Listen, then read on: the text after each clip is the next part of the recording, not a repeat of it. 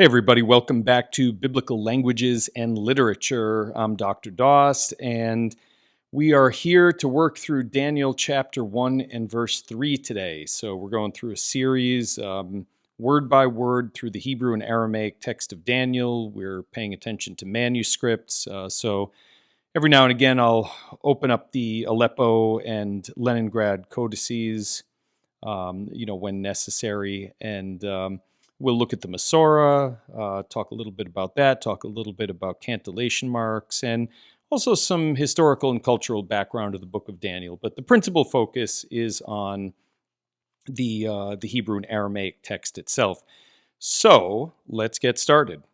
As is my custom, I'm just going to read it fast, read it slower, and then read it fast one more time. If you want to try to read it on your own before you hear me do it, just go ahead and pause the recording.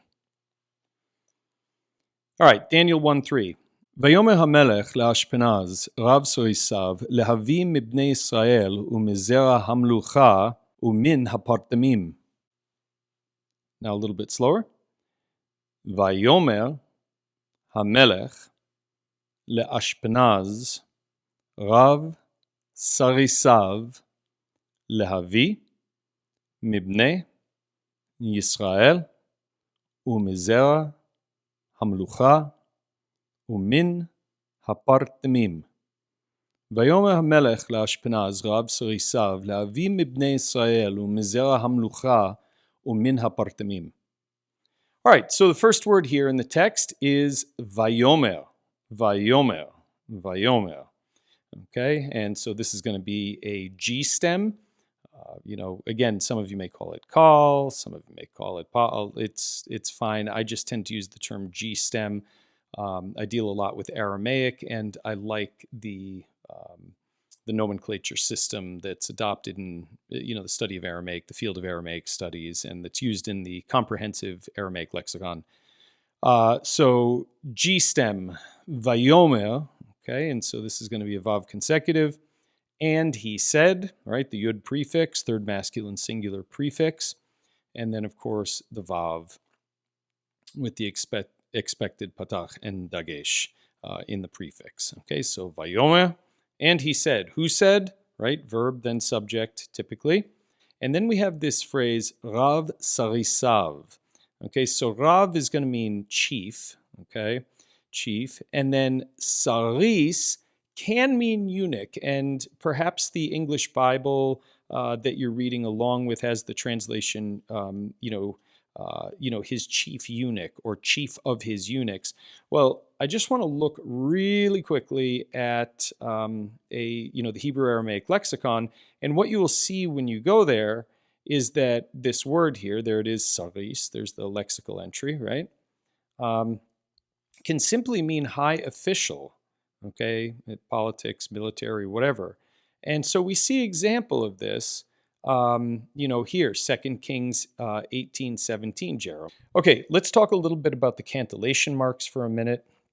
So we start off the verb and the subject, as we'll commonly see when you have a construction like this with a vav consecutive plus the subject. Many times you'll have a conjunctive accent followed by a disjunctive. And here we have, the munach followed by which is a conjunctive, followed by the zakef katan, which is a disjunctive. And so it kind of, brackets them together. Now the king said, now the king said. Okay, and so let's just look really quickly. We'll do a little search for, let's see, we're going to go in here. I'm using Accordance Bible software, and no, they're not paying me for this. So we have to go to letters. We are going to, click the period or the dot, go up to Windows, and then we will select characters. And so I don't have my glasses on, but we have to find the munach here. There we go. All right, and then up here, we'll do followed by, okay, and I'll put the period in again, window. And then we said we had a zakef katan there, I think, right? So there it is. And now I'm just going to go up and hit enter. And so you can see here it's divided up. Like I haven't I could modify the search so that one immediately follows the other. But here you get this pattern in Ruach Elohim in Genesis 1:2. And so the wind of God, a great wind, the Spirit of God. I know people like to translate it differently here. We're not going to get into that right now. But bottom line, this is a construct phrase, and you see the accent pattern munach zakef katan there. Let's see what the next one is. And that is then followed by the conjunctive accent darga and the disjunctive accent tvir. The disjunctive accent tvir.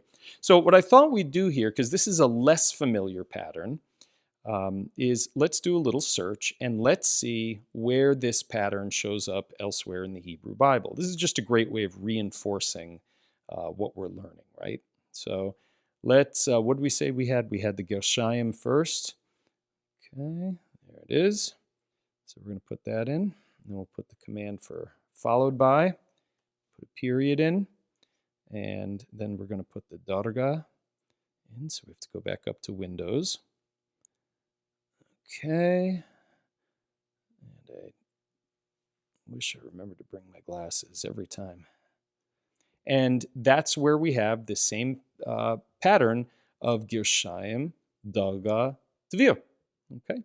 And so let's go back and we'll just see what the first instance in the Bible is. And that occurs at Genesis 2:8, actually, where we have Vayita Adonai Elohim, gan ve'eden, okay? And the Lord God planted. So we have the Gershayim on Vayita, then Adonai has the darga, and then we have the Tvir on Elohim, okay? All right, so let's go back to Daniel now. And we're in Daniel 1:3. All right. And I think, let's see. Oh, yes. Okay, so we finished off there. And so then, here we go. We get Umizera Hamlucha. Okay. And so this is the Mercha Tifcha, which is conjunctive, disjunctive, from the seed of the kingdom, we said. And I gave you the translation earlier. You know, it could be something like royal family or the royalty, however you want to take that. Okay, but I'll show you the accents here just for your own sake. So in BHQ, right, you go through the disjunctive accents, okay, and you'll see the tifcha there. That's the second one, the disjunctive, right? Next time I'll deal with the Masorah of Daniel 1:3. There are some Masorah Parva and Masorah Parva notes and Masorah Magna lists that we'll deal with, and then we'll also look right in the manuscripts as well and talk about some cultural and background issues for Daniel 1:3.